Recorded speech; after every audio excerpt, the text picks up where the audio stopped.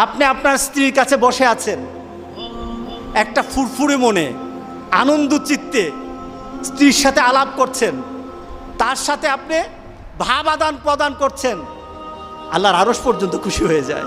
সুবহানাল্লাহ, আল্লাহর আরশ পর্যন্ত খুশি হয়ে যায়।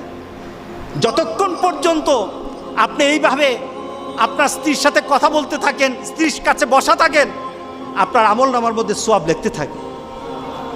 রাসূল পাক সাল্লাল্লাহু আলাইহি সাল্লাম এই কথা বলার পর এক সাহাবী বললেন, ইয়া রাসূলুল্লাহ, স্ত্রীর সাথে একসাথে শুবো, একসাথে ঘুমাবো, একসাথে খাবো, একসাথে তাকে আদর করব, এটা কি সওয়াবের কাজ হতে পারে?